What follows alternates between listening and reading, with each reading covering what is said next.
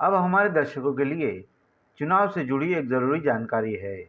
Panel number 8 ब की कार्य सम्राट उम्मीदवार उषाताई रमेशवालन ने उनके प्रभाग की जनता से 15 तारीख के दिन वोटों का दान मांगा है।